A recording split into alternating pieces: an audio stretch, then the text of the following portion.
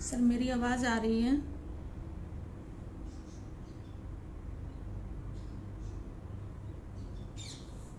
बेटा जरा आना, 1 मिनट देख लेना। जल्दी आओ।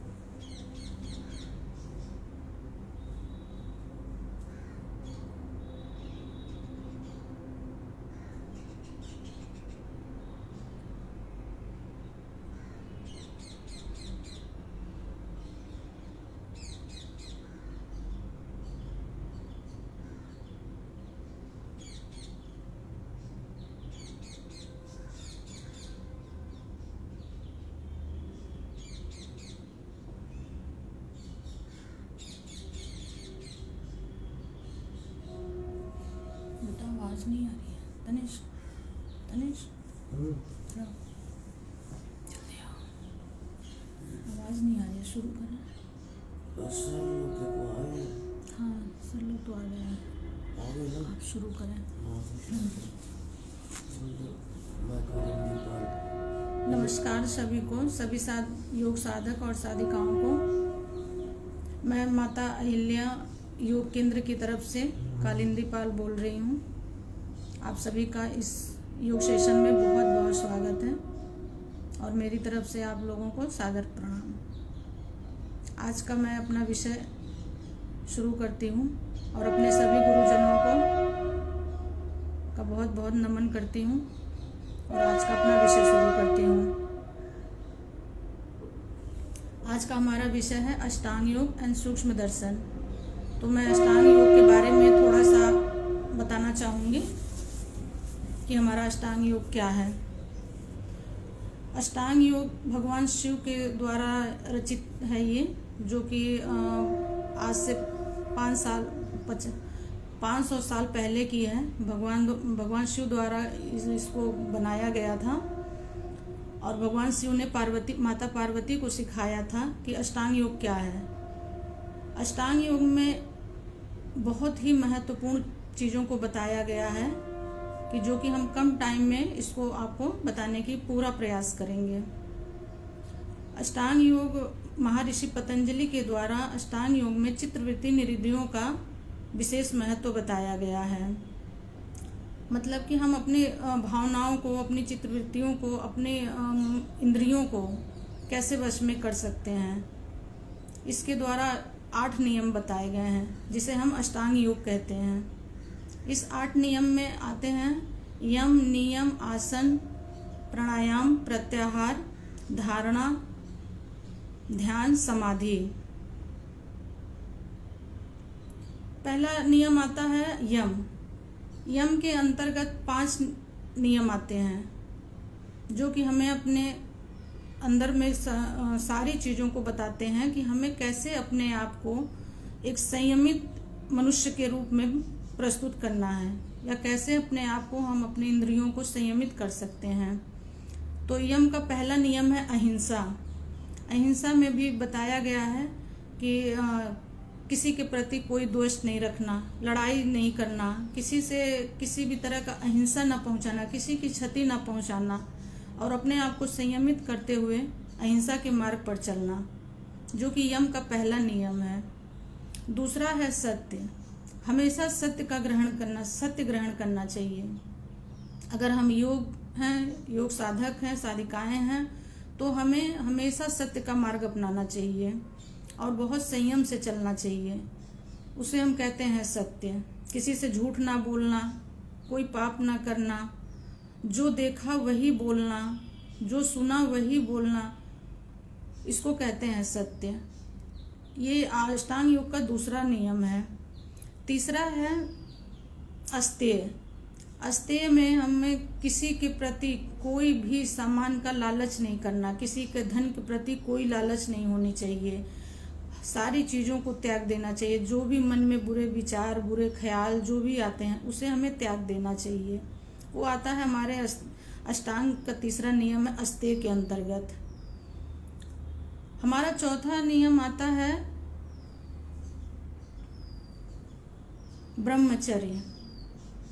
ब्रह्मचर्य में बताया गया है कि कैसे मनुष्य को अपने ब्रह्मचर्य का पालन करते हुए अपने जीवन का यापन करना चाहिए। ब्रह्मचर्य का मतलब हो गया अपने इंद्रियों को वश में करना, अपने यौन इच्छाओं को वश में करना, किसी पर स्त्री की तरफ नहीं देखना, किसी पर पुरुष की तरफ नहीं देखना, और अपने सत्कर्मों में लगे रहना, अपने योग साधना में लगे रहना, उसको हम कहते हैं ब्रह्मचर्य, जो कि हमारे अष्टांग योग का चौथा नियम है। और लास्ट में आता है यम का पांचवा नियम अपरिग्रह। अपरिग्रह में हम कह सकते हैं कि किसी के द्वारा अगर कोई वस्तु आपको दान में दी जा रही है तो उसे आप ग्रहण कर सकते हैं, उसको आप मना नहीं कर सकते हैं। अपनी इच्छा अनुसार अगर कोई कुछ भी आपको दान में दे रहा है तो उसको आप ग्रहण कर सकते हैं। ये हमारे यम नियम का पांचवा होता है अपरिग्रह, जिसे हम अपरिग्रह कहते हैं। अब आता है अष्टांग योग का हमारा दूसरा नियम। यम का तो मैंने बता दिया, नियम आता है जिसमें इसमें भी 5 तत्व बताए गए हैं, 5 विधियां बताई गई हैं। यम, नियम, अब नियम का मैं विधि बता रही हूँ। इसमें है शौच, मन से, तन से, कर्म से, वाणी से शुद्ध होना, शौच कहते हैं, जो कि अष्टांग योग में बताया गया है। फिर आता है संतोष। संतोष में भी अपने इंद्रियों को बिल्कुल वश में करना, किसी का लालच ना करना, किसी वस्तु की लालच बिल्कुल नहीं करना, ये आता है हमारे संतोष में। जो मिला, जितना मिला पर्याप्त है, इसके तहत आप संतोष आता है। फिर आता है तप। परिस्थितियां कैसी भी हों, चाहे जाड़ा हो, गर्मी हो, बरसात हो, परिस्थितियां कैसी भी हों, हमें अपने कर्म पर डिगे रहना चाहिए, हमें अपने कर्तव्य पर डिगे रहना चाहिए। उसको हम कहते हैं तप। स्वाध्याय। स्वाध्याय का मतलब हो गया बहुत सारी चीजों को अपने ध्यान में रखते हुए खुद के अंदर का, खुद का स्वाध्याय का मतलब खुद के अंदर का आत्मचिंतन करना, जो स्वाध्याय के अंदर आता है। और आता ईश्वर प्राणिधान। ईश्वर प्राणिधान में हम ये कह सकते हैं कि हर वक्त ईश्वर में अपने ध्यान को लगाए रखना, सुबह शाम, सोते जागते, उठते बैठते, अपने ध्यान को ईश्वर में लगाए रखना, अपने आप को समर्पित करना ईश्वर के प्रति, जो कि ईश्वर प्राणिधान के अंतर्गत आता है। अब अष्टांग योग का आता है तीसरा यम, नियम, आसन। आसन में हम कह सकते हैं कि अपने शरीर को, अपने साधनों का तरीका हम जैसे भी आसन लगा करके, जिस हिसाब से जैसे हमें सूटेबल हो, जैसे हमें सुविधा हो, हम अपने उस आसन में बैठ जाएं और अपने साधनों को साध सकते हैं। अब चौथा आता है इसमें प्राणायाम। अष्टांग योग का चौथा नियम है प्राणायाम। प्राणायाम में आसन के सिद्ध होने पर श्वास प्रश्वास की गति विच्छेदन को, जब हम श्वास लेते हैं और श्वास छोड़ते हैं, इसके विच्छेदन को हम प्राणायाम कहते हैं। सांस प्रश्वास की गति विच्छेदन को प्राणायाम कहते हैं।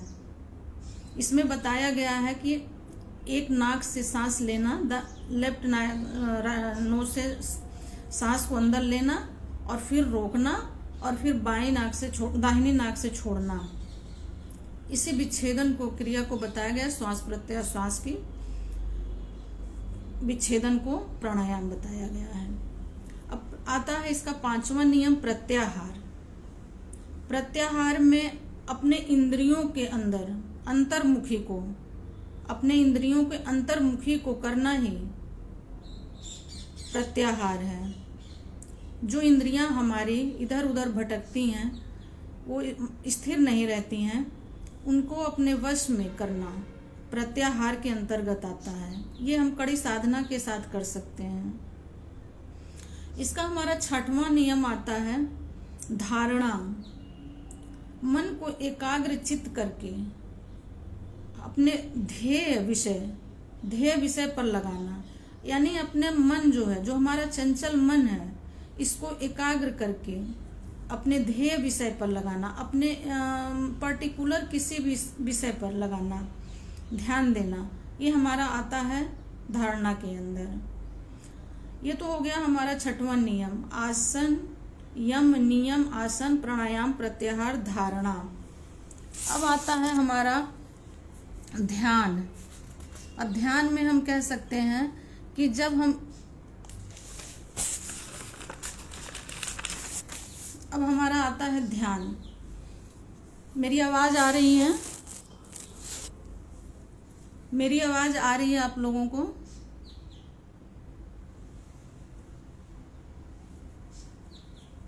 सर, मेरी आवाज़ आ रही है आप लोगों को?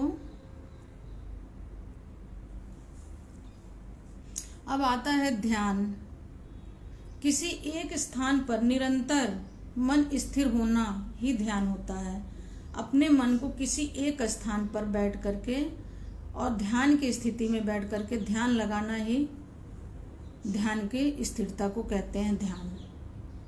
अब आता है लास्ट में 8वां आता है समाधि। समाधि यह चित्त की अवस्थाओं में, यानी जब हम बिल्कुल शून्य की अवस्था में हो जाते हैं, अपने सारे संसार के जितने भी मोह माया या जितनी भावनाएं, जितने दुख दर्द, जितनी जो भी सारी हमारी प्रॉब्लम्स होती हैं, इनसे बिल्कुल निवृत्त हो करके अपने आप को शून्य की अवस्था में चले जाने को हम समाधि कहते हैं। उसके अगर हम समाधि में चले गए, उसके बाद हमें कुछ भी होश नहीं रहा, बिल्कुल मृत्यु की अवस्था में हमारी प्राण रहते हैं, हमारी प्राण चलती हैं, लेकिन अवस्था हमारी बिल्कुल शून्य हो जाती है, उस अवस्था को हम समाधि कहते हैं। अष्टांग योग का एक और सबसे महत्वपूर्ण बात जो मैं बताना चाहूँगी, अष्टांग योग का जो है अपना, इसको हठ योग में कहा गया है। इसका अष्टांग योग का सबसे इम्पोर्टेंस होता है हमारी सांस, हमारी श्वास प्रत्याश्वास, जो कि हम ह से हकार होता है और ह से हकार और ठ से ठकार। ह को हम सूर्य कहते हैं और ठ से ठकार यानी हम चंद्रमा को दर्शाते हैं। ह से हमारा गरम यानी सूर्य गरम, और ठ से चंद्रमा यानी ठकार यानी चंद्र यानी ठंडा। तो हमारी जो दोनों नाक की नाड़ियां होती हैं श्वास की, इसको हम ये पहले चेक करते हैं कि हमारी कौन सी नाड़ी कम चल रही है, कौन सी नाड़ी ज़्यादा चल रही है। हमारी लेफ्ट साइड की नाड़ी है चंद्रमा, जो कि ठंडा होती है, और हमारी राइट साइड की नोज जो होता है, ये होता है सूर्य, जो कि हमेशा गर्म होता है। तो इस चीज़ को हमें ध्यान में रखते हुए अपने साधना को साधना चाहिए, अपने आसन की साधना को साधना चाहिए। अब इसके बाद हम आपका इतना ही समय लेंगे और इसके बाद हम अपना कुछ सूक्ष्म व्यायाम के बारे में बताएंगे। तो हम अब शुरू करते हैं सूक्ष्म व्यायाम। सर, आवाज आ रही है? सर, आप लोगों को मेरी आवाज आ रही है?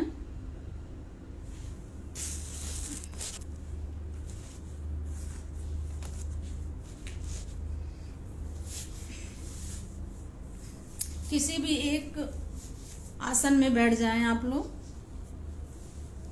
जो आपको सुविधा हो, अपने सुविधा के अनुसार अपने आसन में बैठ जाएं।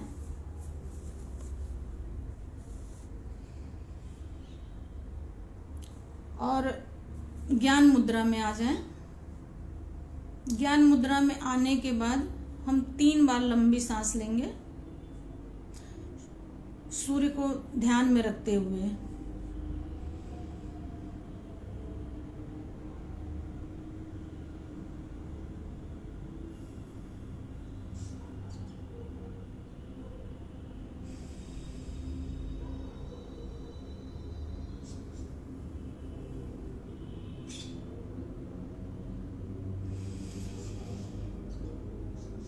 इस तरीके से हम 3 बार गहरी लंबी सांस लेंगे और फिर छोड़ेंगे। इसके बाद 3 बार सूर्य का उच्चारण करेंगे हम।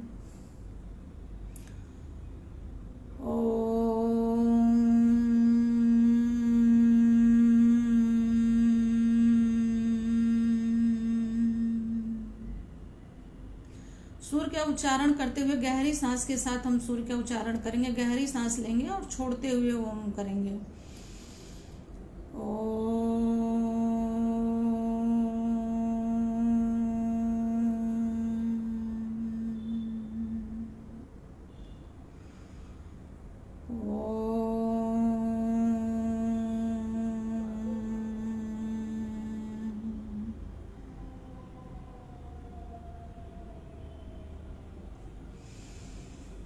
अब इसके बाद हम करेंगे गायत्री मंत्र।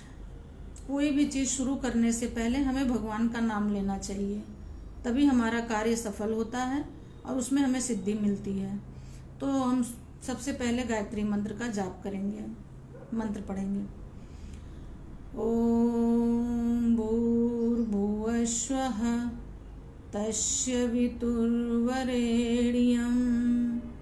भर्गो देवस्य धीमहि धियो यो नः प्रचोदयात्। ओम शांतिः शांतिः शांतिः। अब हम अपने शुरू करेंगे सूक्ष्म व्यायाम। अपने पैरों को खोलते हुए पहले हम पैर से स्टार्ट करेंगे, जहाँ से हम पृथ्वी पर खड़ा होते हैं। धरती माता हमें जगह देती है, तो हम अपनी शुरुआत पैरों से करेंगे।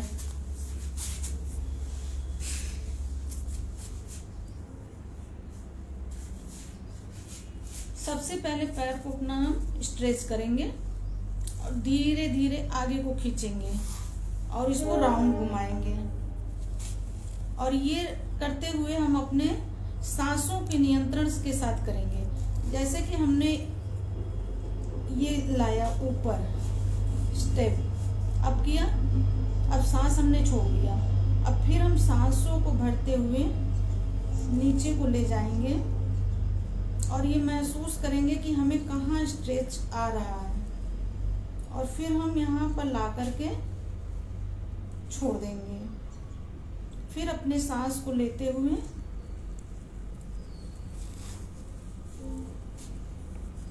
ये प्रक्रिया हम करेंगे।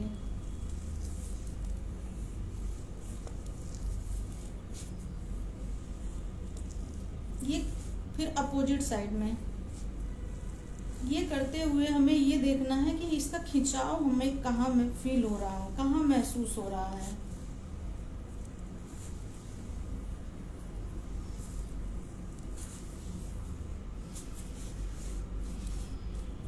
फिर इसी क्रम में हम इसको करेंगे नीचे की ओर, डाउन करेंगे, सांस को भरते हुए,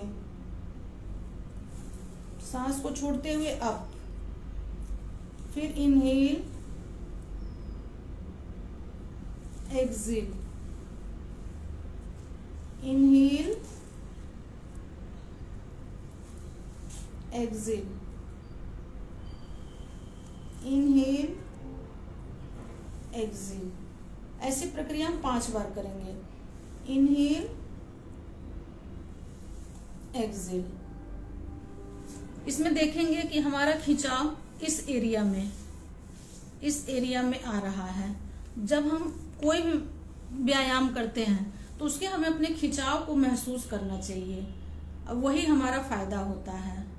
और कोई भी आसन करने के साथ हम अपने सांसों को उसके नियंत्रण में रखेंगे। सांस को और अपने व्यायाम को एक साथ करेंगे कि कौन से व्यायाम में हमें कौन सी सांस लेना है, कब छोड़ना है, इस बात का विशेष ध्यान रखेंगे। अब इसी क्रम में हम अपने पैर को इस क्रिया में रखेंगे, इस पोजीशन में रखेंगे और अपने लेग को पकड़ते हुए हम 5 राउंड घुमाएंगे उसको।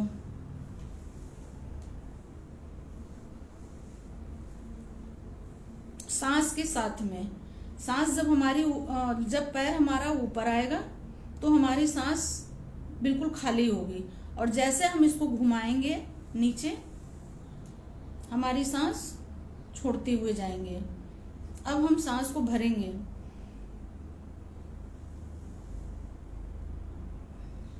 ऊपर आते ही हमारी सांस बिल्कुल खाली हो जाएगी। फिर नीचे जाते टाइम फिर हम इसको सांस को भरेंगे। इस बात का विशेष ध्यान रखना है साधक कि जब तक हमारा सांस और क्रियाएं, जो क्रिया हम कर रहे हैं, इसका तालमेल सही अगर होगा तो यकीन मानिए कि हमारे जो भी प्रॉब्लम्स हैं उसमें बहुत जल्दी बेनिफिट मिलेगा। इस क्रिया को हम फिर अपोजिट घुमाएंगे 5 टाइम्स।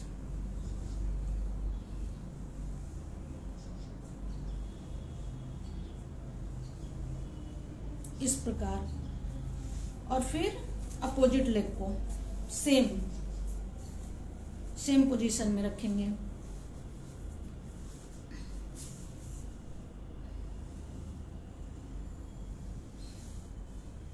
इस बात का ध्यान रहे कि आपकी सांस और आपकी क्रिया दोनों सामान्य होनी चाहिए। जब हमारा पैर नीचे को जाएगा तो हमारे सांस बाहर आ जाएंगे, और जब हमारा पैर ऐसे ऊपर अप में आएगा इस पोजीशन में, तो हमारे सांस भर जाएंगे। इस बात का आपको ध्यान रखना होगा।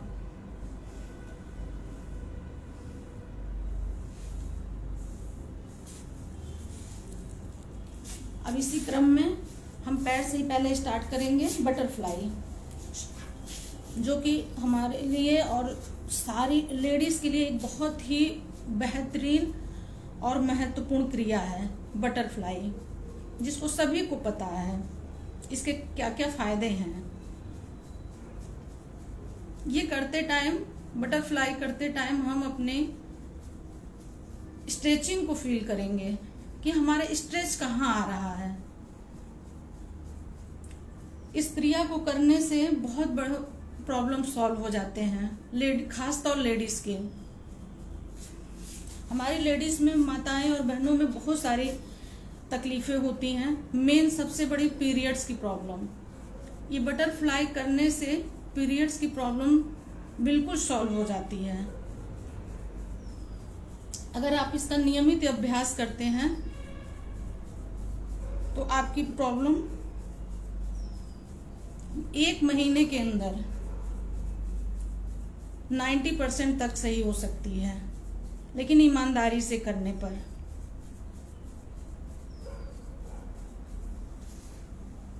अब हम अपने पैर को रिलैक्स देंगे।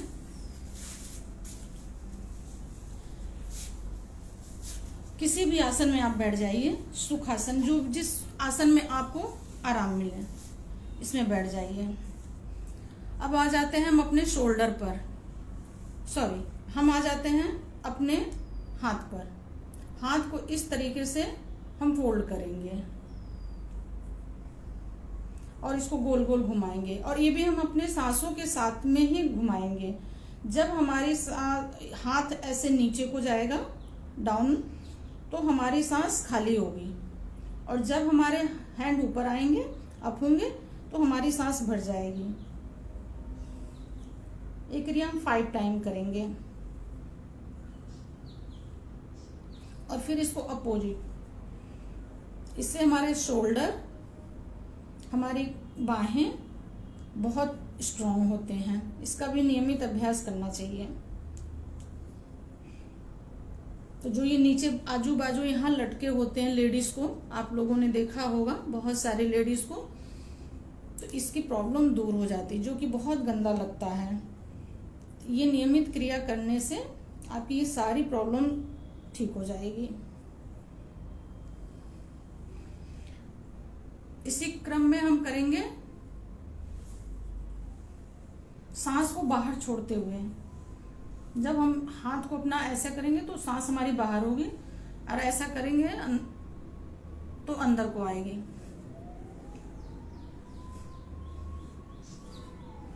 इसको हम करेंगे 5 टाइम। 5 से 10 आप कर सकते हैं। धीरे धीरे अपने समय अनुसार इसको आप बढ़ा भी सकते हैं। बहुत आराम मिलता है और आपके शोल्डर बहुत मजबूत होते हैं। अब हम आएंगे अपने शोल्डर को, बिल्कुल यूं रख लीजिए अपने शोल्डर पर अपने हाथ को, और सांस को छोड़ते हुए अपने कान से लगाते हुए ये पोजीशन हम करेंगे।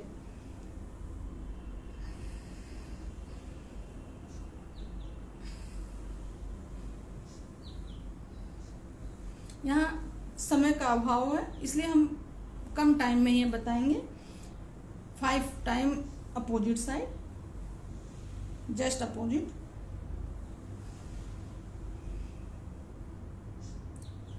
हमारे हाथों की स्थिति बिल्कुल सही होनी चाहिए, तभी हमारा कोई भी प्राणायाम, कोई भी आसन हमें फायदा देगा, नहीं तो उसके उल्टे रिजल्ट होते हैं। जैसे कि देखिए, कान से बिल्कुल लगाकर,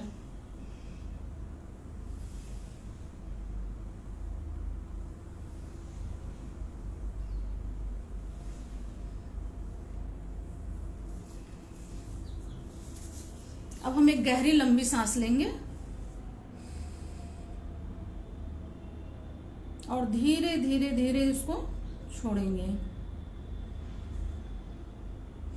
एक सांस और लेंगे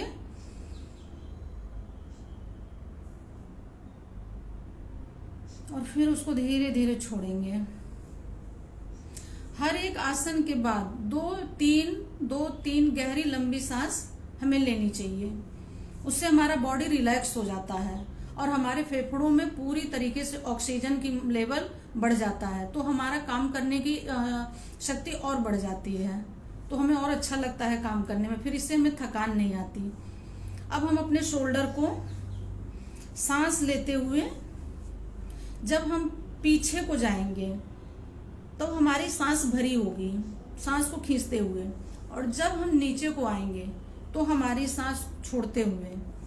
इससे हमें बेनिफिट मिलेगा कि हमारे शोल्डर मजबूत होंगे और साथ साथ हमारी सांस की जो क्रिया है इस पर, इस गति को हम समझ पाएंगे कि हमारी सांस कहाँ और कितना चल रही है।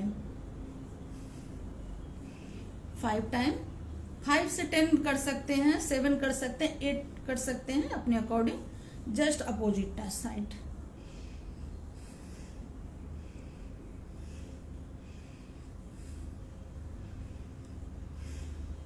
कोई भी क्रिया करते टाइम आप अपने सांस को और अपने क्रिया को इक्वल करके चलेंगे। जब हमारी सांस और क्रिया हमारी इक्वल होगी तो हमें योग करने में, कोई भी प्राणायाम करने में, कोई भी आसन करने में हमें कोई प्रॉब्लम नहीं होगी। उसको हम बहुत आराम से मैनेज कर सकते हैं।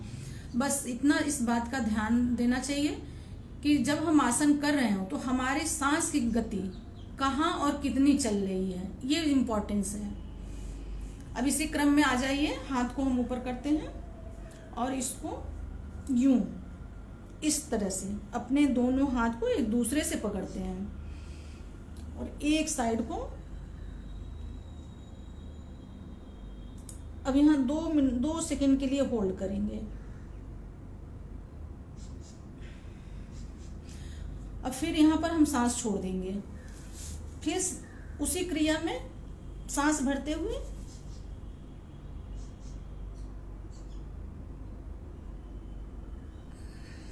आप जितना होल्ड कर सकते हैं। किसी भी क्रिया को करते टाइम कम से कम 30 सेकेंड का होल्डिंग होना चाहिए, टाइमिंग 30 सेकेंड होना चाहिए। लेकिन जो नए नए साधक होते हैं उनको थोड़ी प्रॉब्लम होती है, तो वो क्या करें कि जितना कर सकते हैं। कोई भी आसन का कोई जोर जबरदस्ती नहीं है, आप अपने अकॉर्डिंग जिस हिसाब से कर सकते हैं, बस आसन सही होने चाहिए।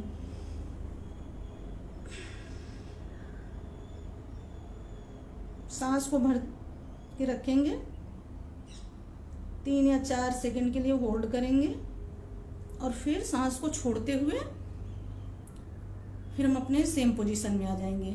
एक बार और इस क्रिया को दोहराएंगे, सांस को भरते हुए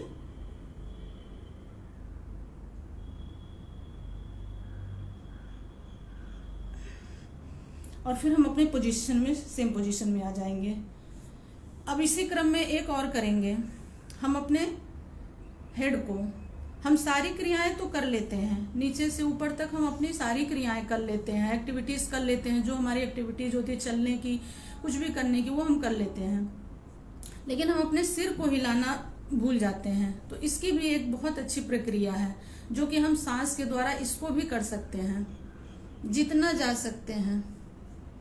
सांस को भरते हुए आप अपने शोल्डर तक जितना जा सकते हैं, बिल्कुल सांस को छोड़ते हुए सामान्य स्थिति में आ जाइए। सेम लेफ्ट हैंड से सांस को भरते हुए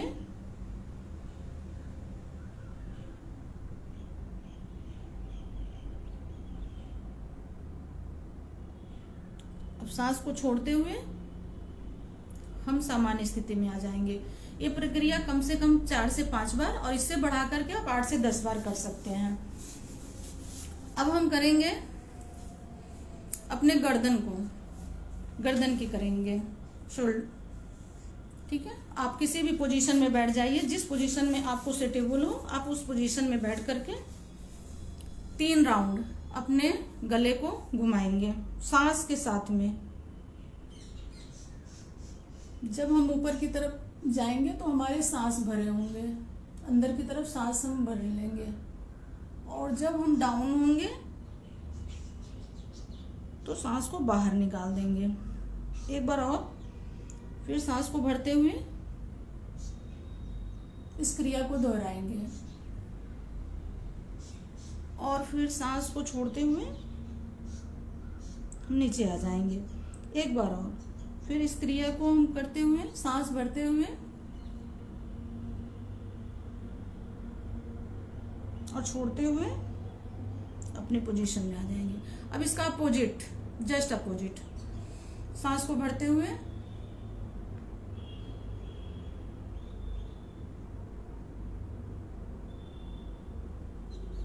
बहुत आराम से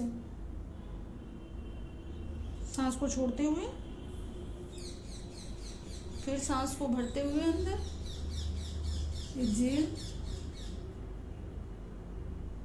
inhale,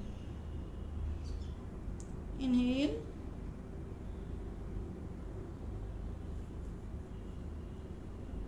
exhale, inhale, exhale, relax. अब हम रिलैक्स हो जाएंगे थोड़ा सा। और फिर 2 सांस, गहरी सांस।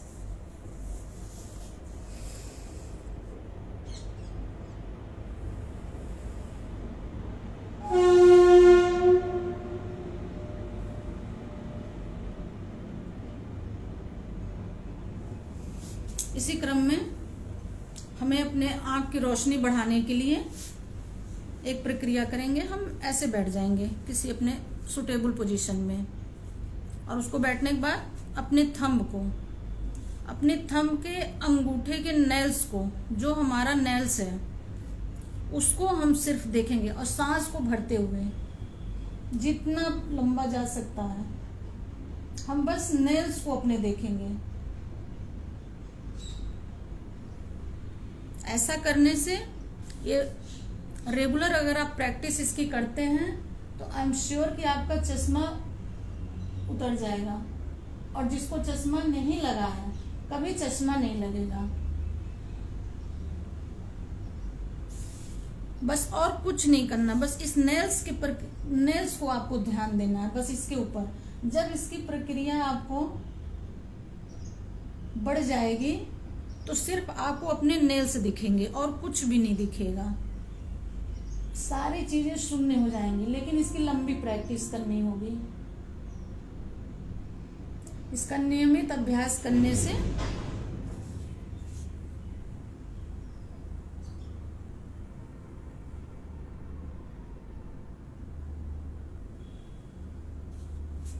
एक बार और सांस को भरते हुए हमारी आंख सिर्फ हमारे नेल्स पे होनी चाहिए और कहीं नहीं होनी चाहिए, सिर्फ हमारे नेल्स पर। इस प्रक्रिया को अगर हम नियमित अभ्यास करेंगे तो आँख पर चश्मा कभी लगेगा ही नहीं किसी को भी। ये हमारा खुद का अभ्यास है। अब इसके बाद एक गहरी सांस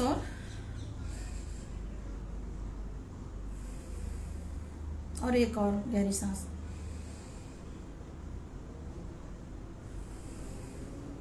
अब हम कुछ खड़े होकर के आसन करेंगे।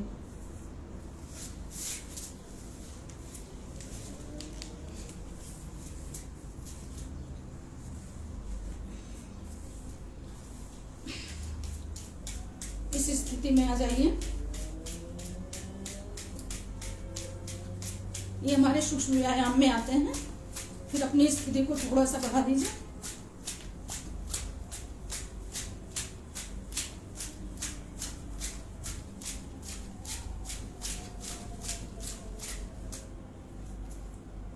अब हम रिलैक्स हो जाएंगे।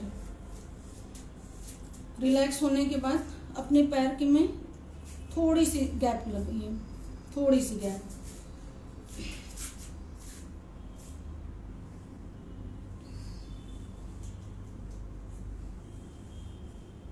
और अपने हाथ को यूं रखेंगे जस्ट सामने,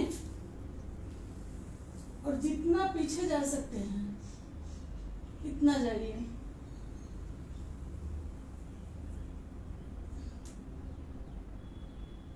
इस क्रिया को जब हम करेंगे तो अपने सांस को नियंत्रण में करते हुए जब हम इस पोजीशन में आएंगे तो हमारी सांस बिल्कुल बाहर होगी। लेकिन जब हम इस पोजीशन में आते हैं तो हमारी सांस एक्सहील होती है। अब बॉडी को नहीं हिलाना है, सिर्फ अपने हाथों को लेके जाना बाहर।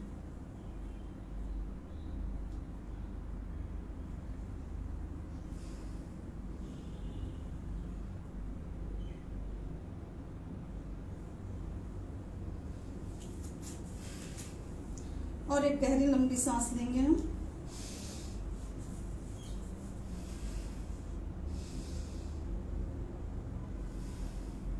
अब दोनों हाथ को अपने हिप्स पर रखेंगे और पैर को सामान्य थोड़ा सा गैप रखेंगे और बस अपने कमर को गोल गोल घुमाएंगे।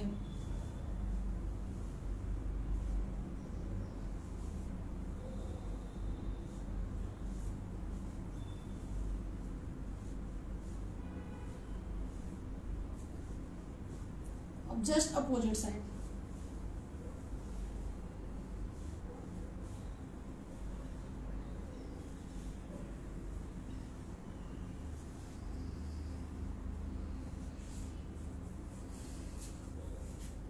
इसी क्रियाक्रम में हम एक गहरी लंबी सांस लेंगे।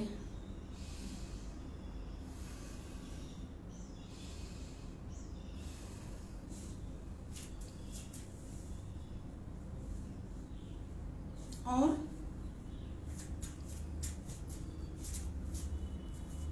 थोड़ा सा अपने पैर को गैप रखेंगे, एड़ियों को मिला लें, हील्स को मिला लें और आगे पंजों को थोड़ा सा गैप दें।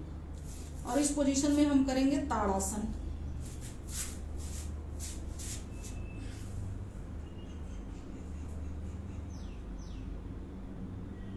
ये बहुत ही बेनिफिशियल आसन है।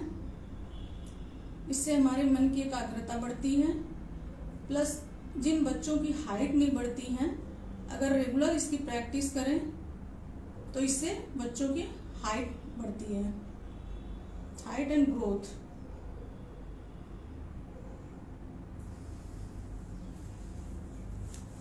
अब एक गहरी लंबी सांस लेंगे। इसी क्रम में हम करेंगे वृक्षासन। अपने राइट लेग को लेफ्ट लेग पर टिकाएंगे कुछ इस तरीके से।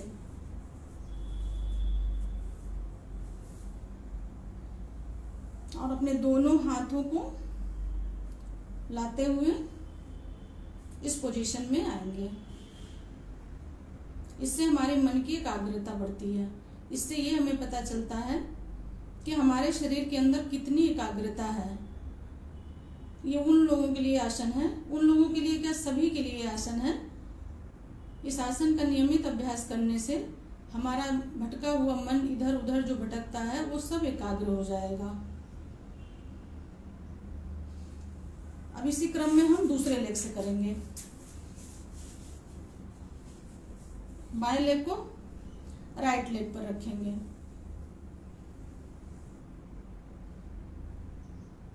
अपने मन की एकाग्रता को बढ़ाने के लिए ये आसन बहुत ही महत्वपूर्ण है।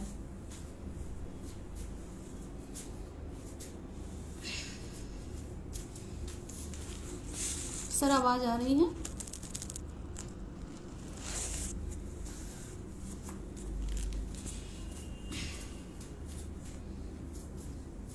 अब इसी में हम करेंगे, थोड़े से अपने पैरों में गैर दीजिए।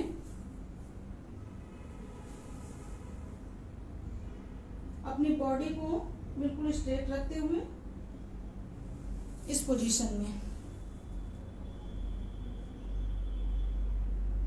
इससे हमारा बढ़ा हुआ फैट कम होता है। सांस को बिल्कुल नियंत्रण रखते हुए।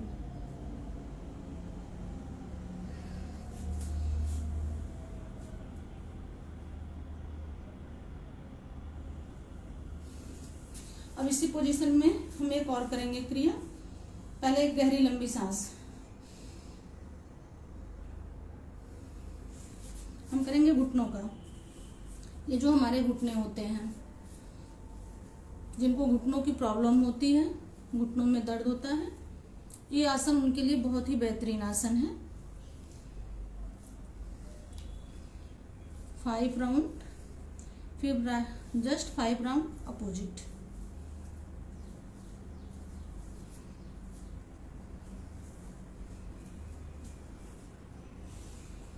इस प्रक्रिया के नियमित अभ्यास से घुटनों का दर्द बहुत हद तक कम हो जाता है।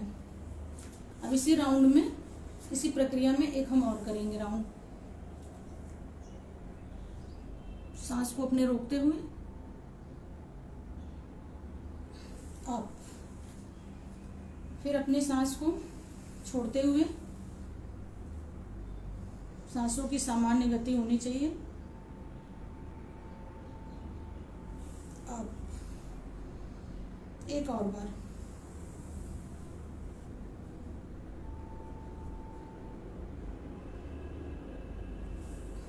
अब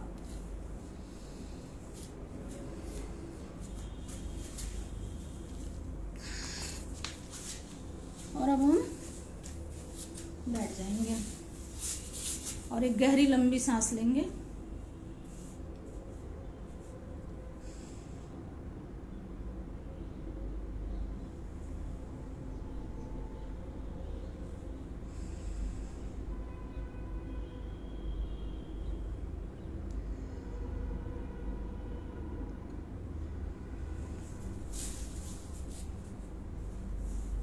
और हम अब यहाँ पर अपने कार्यक्रम को पूर्ण विराम देंगे एक शांति पाठ के साथ में। ओम सर्वे भवन्तु सुखिनः, सर्वे मा भद्राणि मा पश्यन्तु हृदयं मा शांति शांति शांति। और अपने हाथों को रब करेंगे।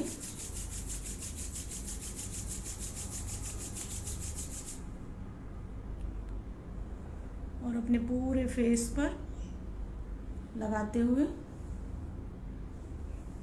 अपने सारी नेगेटिविटी को